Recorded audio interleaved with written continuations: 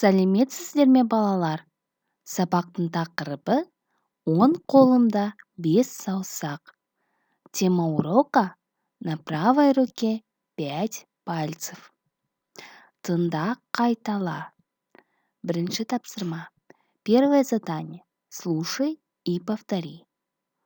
Он қол,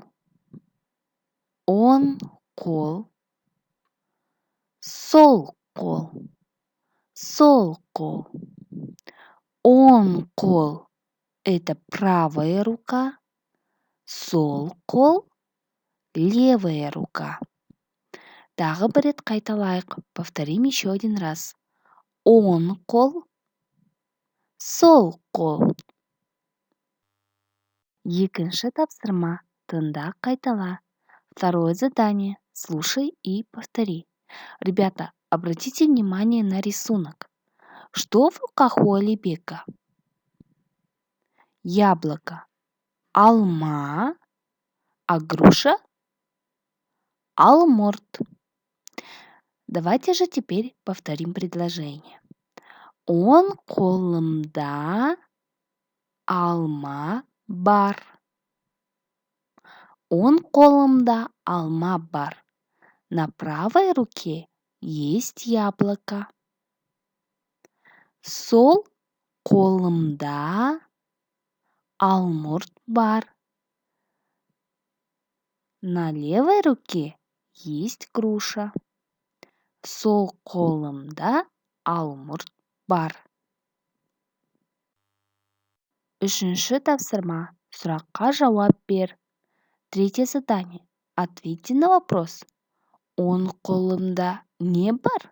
Что есть на правой руке? Сол қолымда не бар? Что есть на левой руке?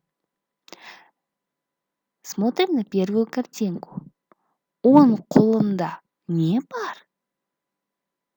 Книга. Книга на казахском. Кітап. Кітап. Он қолымда кітап бар. Екінші сурет.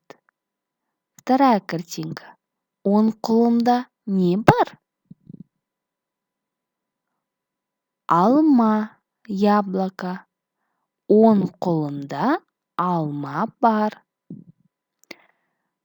Үшінші сурет, третья картинка. Сол қолымда не бар? Что есть на левой руке? Мяч.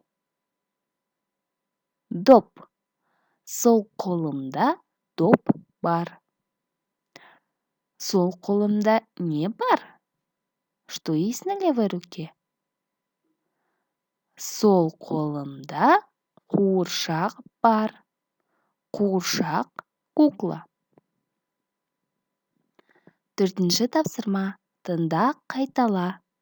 Четвертое задание. Слушай и повтори. Он қолымда 5 саусақ. Сол қолымда 5 саусақ.